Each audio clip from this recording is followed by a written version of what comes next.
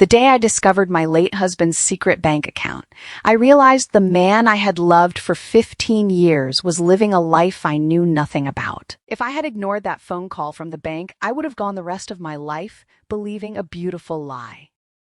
Instead, I uncovered a secret so shocking, it destroyed my marriage even after my husband was gone. My name is Emily Carter. 3 months earlier, my husband, Daniel, died in what everyone called a tragic car accident. He was a loving husband, a respected high school teacher, and according to everyone who knew him, an honest man. At least, that's what I believed. After his funeral, I spent weeks trying to rebuild my life. One Monday morning, the bank called and asked me to visit regarding Daniel's accounts. I assumed it was routine paperwork. I grabbed the death certificate, gathered a few documents, and drove there without giving it another thought. If someone had told me that I would walk out questioning every memory of my marriage, I would have laughed. The bank manager welcomed me into his office. He verified my identity, typed something into his computer, and suddenly stopped. His smile disappeared. His eyes stayed fixed on the screen. Then he looked at me. "Mrs. Carter," his voice sounded unusually careful. "Can I ask you something?" "Of course. Were you aware that your husband had another bank account?" I stared at him. "What?" "He had only one account," I replied immediately. "I've handled our finances for years." The manager frowned. "I'm sorry, ma'am, but our records show a second private account opened 11 years ago." My heart skipped a beat. There has to be a mistake. I wish there was. He slowly turned his monitor. I couldn't breathe. Account holder: Daniel Carter. Balance: $4,862,417. Nearly $5 million. I blinked again and again. Daniel earned less than $70,000 a year as a teacher. I couldn't take my eyes off the screen. Nothing made sense when she finally learns the truth. Then the manager clicked on the latest transaction. I looked at the bank manager. "It looks like there was activity just 2 days before his death," he said. He shook his head. I've already verified your husband's identity 3 times. The screen loaded. There is no mistake. A single feeling spread through my body. If Daniel had been hiding in the description box were 9 words what else that made my blood run cold. The manager hesitated before Emily, speaking again. When she finally learns the truth. There is one more thing. I felt my stomach tighten. I froze. "What is it?"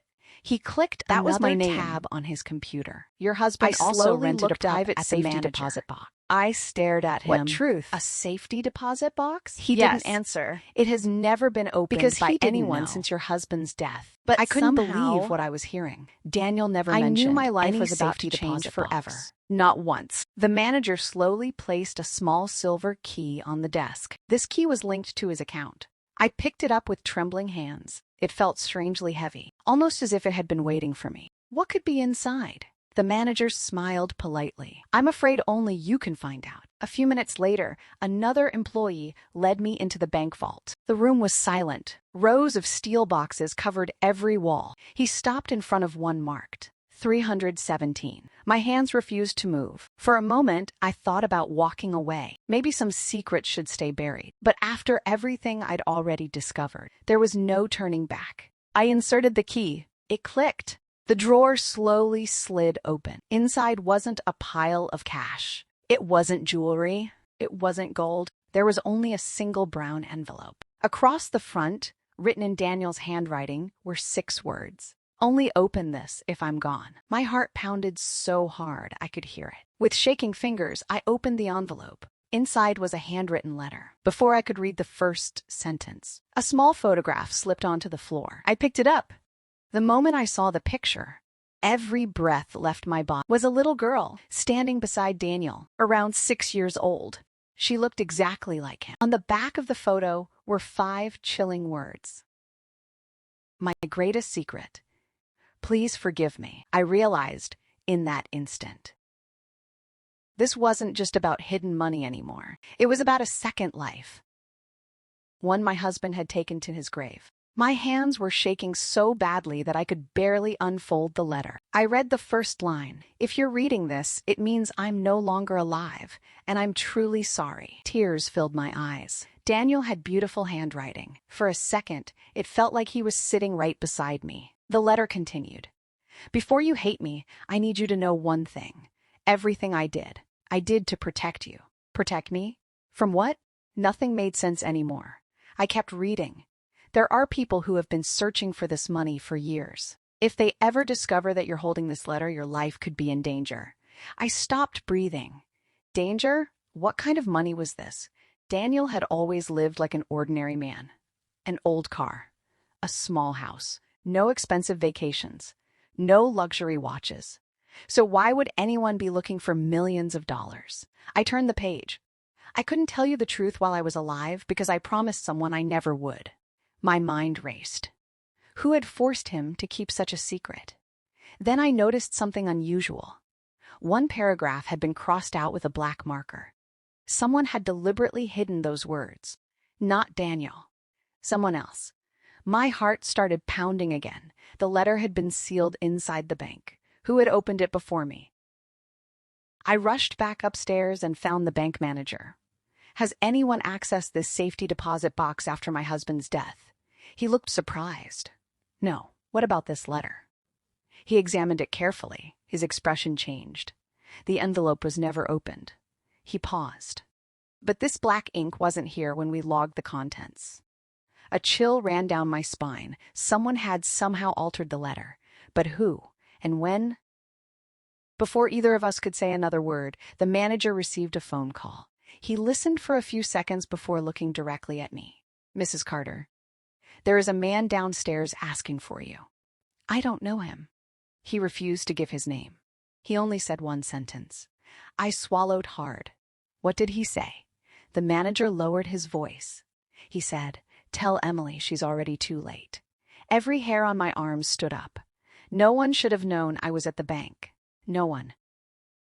I slowly walked toward the front entrance. Through the glass doors, I saw a man wearing a black coat standing beside a dark SUV.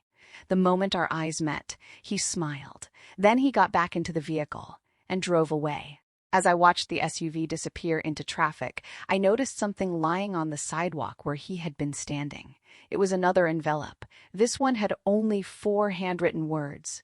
I know the truth. I stood frozen, staring at the white envelope lying on the sidewalk.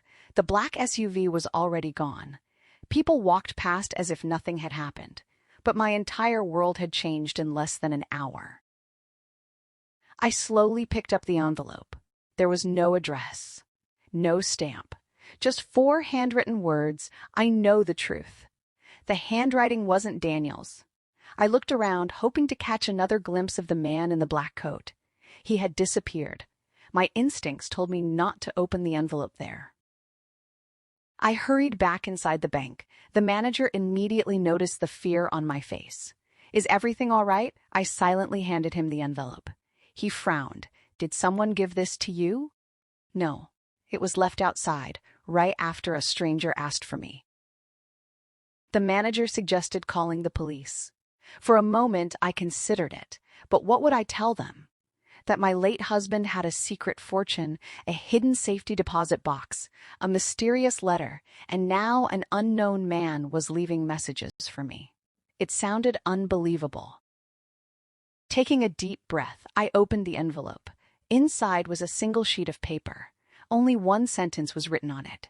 If you want the truth, don't trust anyone, especially the person sitting across from you. I slowly raised my eyes. The bank manager was sitting directly across from me. A chill ran down my spine. Was the note talking about him, or was someone trying to make me doubt the only person who had helped me? Before I could decide, the manager's phone rang again. He excused himself and stepped out of the office. The moment the door closed, I heard another sound, a soft vibration. It wasn't my phone, it was coming from Daniel's old leather briefcase, the one I had brought with me that morning. Confused, I opened it. Hidden beneath a stack of documents was a small mobile phone. I had never seen it before. Daniel had owned a second phone, and he had hidden it where I would eventually find it. The screen lit up. It wasn't locked. A new message appeared the exact moment I picked it up. My heart nearly stopped. The message read, "They know you found the account." A second message arrived just seconds later. "Leave the bank immediately." Then a third message, "Don't look behind you." I stopped breathing. Every instinct told me to turn around, but I couldn't move. I ignored the message. I couldn't help myself. Slowly, I turned around. No one was standing behind me, just customers waiting in line, a young mother holding her son's hand, an elderly couple filling out paperwork, a security guard near the entrance. Everything looked completely normal, so why did someone warn me not to look? My phone vibrated again. No one is behind you. They're watching through the cameras. A cold wave rushed through my body. I looked up. Small security cameras were mounted in every corner of the bank. Someone could see every move I was making. I quickly slipped Daniel's hidden phone into my purse. Just then, the bank manager returned. He smiled politely, but this time I noticed something strange. His eyes immediately dropped to my purse for less than a second, but I noticed. Had he seen the phone? Or was I becoming paranoid? "I've contacted the authorities," he said calmly. "They'll be here shortly." Before I could answer, Daniel's phone vibrated once more. I secretly glanced at the screen beneath the desk. "Do not wait for the police." The sender had no name, no number, just another message. "The wrong people are already on their way." My heart pounded. Who was sending these messages? And how did they know exactly where I was? I opened the phone's photo gallery. There were only 12 pictures. The first few were ordinary, old family photos, vacation pictures. Then I reached the last image. I froze. It was a photograph of me standing outside my office, taken from across the street. I had never seen it before. The date shocked me even more. It had been taken only 5 days before Daniel died. He had been watching me, or someone had been watching both of us. I opened the messages stored on the phone. Almost every conversation had been deleted, except one. The contact wasn't saved with a name, only a single letter, K. I opened the chat. There were only 3 messages. K, she must never know. Daniel, I'll tell her when it's safe. K, you're running out of time. That was the final message, sent the night before Daniel's accident. My breathing became heavier. Accident, or was it really an accident? At that exact moment, loud voices echoed through the bank lobby. The front doors opened. 2 men in dark suits walked inside. One of them looked directly at me. Then he reached into his jacket. I didn't know if he was pulling out a badge or something far more dangerous. The 2 men walked straight toward me. Every instinct told me to run. Instead, I stood there, gripping Daniel's hidden phone so tightly my fingers hurt. The taller man reached into his jacket. My heart nearly stopped. He pulled out a badge. "Mrs. Carter," I nodded without saying a word. "I'm Special Agent Michael Hayes. We need to speak with you immediately." I glanced at the second man. He quietly closed the office door behind him. The room suddenly felt much smaller. Am I in trouble?